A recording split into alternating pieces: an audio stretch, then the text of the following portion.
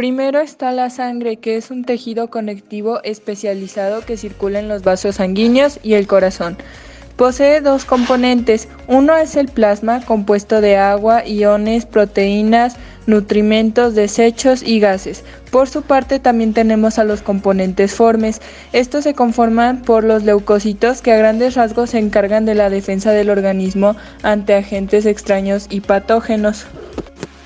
Entre estos podemos encontrar a los granulocitos, que son los neutrófilos, que actúan como primera línea de defensa, los eosinófilos, que son antiparasitarios, y los basófilos, que estos forman a los mastocitos y desencadenan la respuesta alérgica. Después están los agranulocitos. Aquí podemos encontrar a los mastocitos, que actúan como macrófagos, y los linfocitos T y B, y además de las natural killer.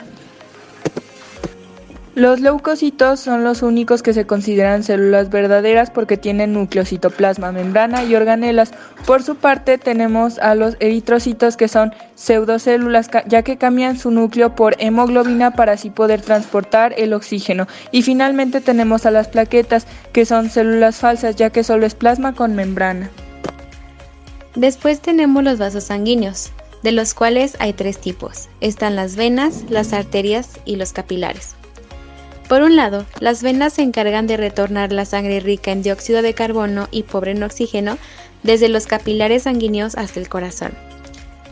Por otro, tenemos a las arterias, que transportan la sangre rica en oxígeno y pobre en dióxido de carbono desde el corazón hasta el resto del organismo. Y finalmente están los capilares, los cuales son los que se involucran en los intercambios con las células tisulares.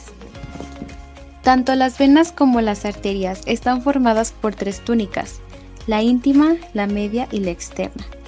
Las paredes de las arterias son gruesas y son capaces de soportar la presión. Estas se expanden y contraen con los latidos del corazón. La sangre sale del corazón por la aorta y esta se va ramificando en arterias más pequeñas para poder distribuir el oxígeno al organismo. Las principales arterias son ramificaciones de la aorta, que a su vez se van a ramificar en arterias más pequeñas y después en arteriolas. Las venas llevan la sangre con poco oxígeno hacia el corazón para luego ser llevada a los pulmones, y las principales venas convergen en una de las venas cavas, ya sea la inferior o superior. Ambas de estas entran a la aurícula derecha del corazón. Las paredes de las venas son finas y cuentan con válvulas, las cuales permiten el flujo de sangre hacia arriba e impiden que vaya en dirección contraria. De hecho, cuando las válvulas no llevan a cabo esta función de manera correcta, hay un aumento de la presión en el torrente venoso, provocando la dilatación de la pared venosa y la formación de varices. Por último, los capilares son vasos finos, formados solo por una túnica íntima, y es donde ocurre el intercambio de sustancias de los tejidos. El corazón es un órgano ubicado en el tórax y que se conforma por músculo de tipo cardíaco. Este se recubre por una doble capa de pericardio, el cual se subdivide en dos tipos. Existe el pericardio fibroso y el pericardio seroso. Después se tiene al epicardio, el cual es la capa externa de tipo visceral del pericardio seroso. Después está el miocardio, que es la parte media del corazón, la cual contiene al sistema conductor de impulsos y el esqueleto del corazón. Y finalmente se tiene al endocardio, el cual tiene al endotelio y cubre las cavidades, además de que se compone por válvulas y cuerdas de tendones de inserción. Esta es la capa interna del corazón. En el corazón se encuentran 4 cavidades que se dividen en 2 ventrículos y en 2 aurículas. En la aurícula derecha es el borde que está al lado derecho y recibe este flujo sanguíneo por las venas cava superior e inferior y el seno coronario. Después la sangre pasa por el ventrículo derecho por la válvula tricúspide, que está situada en el orificio auriculoventricular. Después pasamos al ventrículo derecho, que es la parte anterior del corazón. La sangre circula de este ventrículo a partir de la válvula semilunar pulmonar hacia el tronco de la arteria pulmonar. Después tenemos la aurícula izquierda, que es casi toda la base del corazón, que recibe la sangre de los pulmones por medio de 4 venas. Después pasa la sangre al ventrículo izquierdo por el orificio auriculoventricular izquierdo, que se cubre por la válvula bicúspide. Después tenemos al ventrículo izquierdo, que es el vértice cardíaco, y este fija las cúspides de la válvula a músculos de las papilas. La sangre corre de este ventrículo mediante la válvula semilunar aórtica hacia la arteria aorta. Ahora, de acuerdo a las funciones más generales del aparato cardiovascular, tenemos lo siguiente. Ocurre el transporte de la sangre que contiene los nutrimentos, el oxígeno, distintos desechos de tipo celular, entre muchas otras sustancias.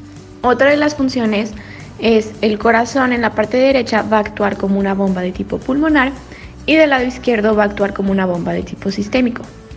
Finalmente, las válvulas que impiden que la sangre regrese en el corazón van a ser la mitral, la tricúspide y las semilunares.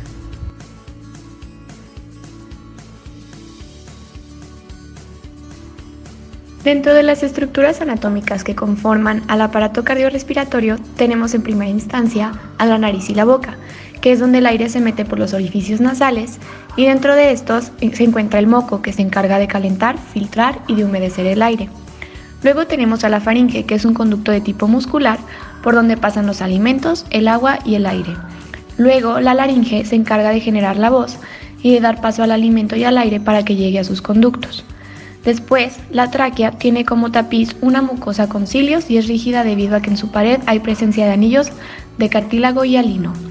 Luego los bronquios primarios, a partir de la división traqueal, se generan el bronquio izquierdo y el derecho. Posteriormente, los pulmones son órganos que se componen de tejido elástico y son las vías del árbol respiratorio, y estos órganos ocupan la mayor parte de la cavidad del tórax. Luego tenemos a los bronquiolos, que son las vías de conducción de menor tamaño. Y por último, los alvéolos, que son conocidos también como los sacos aéreos y son una cavidad muy pequeña.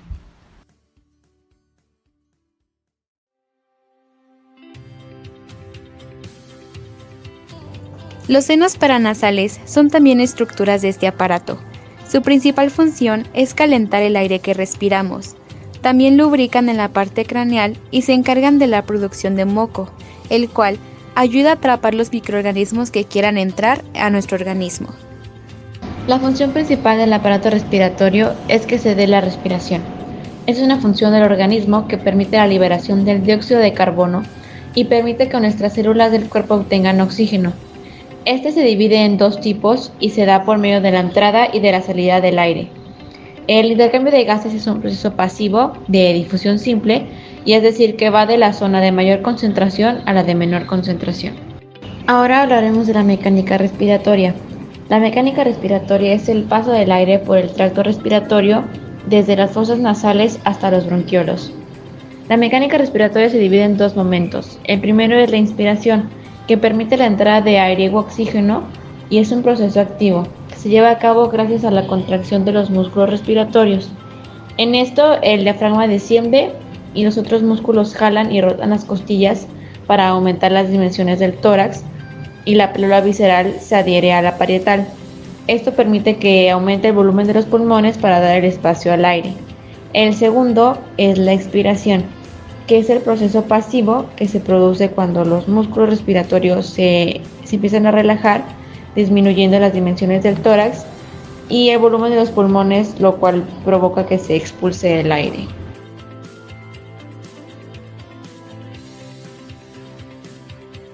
Estos sistemas se relacionan ya que la circulación sanguínea hace posible el intercambio de gases. Los tipos de intercambio de gases son dos. Primero tenemos la hematosis, que se da gracias a la circulación menor o pulmonar y se trata del intercambio de gases entre los capilares y el alveolo del pulmón. Luego tenemos la respiración celular, que es el intercambio de gases entre el alveolo y las células del resto del organismo, y esta se lleva a cabo gracias a la circulación mayor o sistémica. En cuanto a la circulación sistémica, esta inicia con el paso de la sangre del ventrículo izquierdo a la arteria aorta. La aorta se va dividiendo en arterias más delgadas y pequeñas llamadas arteriolas, las cuales se vuelven a encoger y adelgazar hasta volverse vasos capilares dentro de los tejidos. Los vasos capilares llevan oxígeno y sustancias nutritivas a las células tisulares, además de que recogen su dióxido de carbono y las sustancias de desecho. Los vasos capilares se unen para formar vénulas. Estas se unen con otras para formar a las venas, que finalmente se van a agrupar para conformar a las grandes venas cava superior e inferior que regresan al corazón. Por su parte, la circulación pulmonar inicia cuando la sangre sale por la arteria pulmonar, la cual se ramifica hasta llegar a los alvéolos. Posteriormente se da la hematosis en los alvéolos pulmonares cuando se oxigena la sangre y esta sangre oxigenada regresa a través de las venas pulmonares al corazón. En cuanto a la hematosis, cabe mencionar que siempre hay más oxígeno en los alvéolos que en la sangre, por lo cual el oxígeno alveolar se moverá hacia la sangre de los capilares pulmonares atravesando la membrana alveolo-capilar. Por su parte, la sangre contiene más dióxido de carbono que los alvéolos, debido a que las células de los tejidos del cuerpo liberan dicho gas en ella. Como consecuencia, el dióxido de carbono pasa de la sangre al alvéolo y después es expulsado mediante la expiración. La sangre drenada por los pulmones hacia las venas pulmonares es rica en oxígeno y pobre en dióxido de carbono, por lo cual está lista para distribuirse a nivel sistémico, dando paso a la respiración celular, en la cual el oxígeno se descarga en las células de los tejidos y el dióxido de carbono en la sangre. Primero sale el dióxido de carbono de los tejidos, pasa a la sangre, se combina con agua y se forma el ácido carbónico. Esto ocurre gracias a que en el interior de los glóbulos rojos hay una enzima denominada anhidrasa carbónica, la cual cataboliza la reacción. El ácido carbónico que se forma libera rápidamente iones bicarbonato. Los iones bicarbonato pasan al plasma sanguíneo y al mismo tiempo el oxígeno sale de la hemoglobina de la sangre y entra a los tejidos.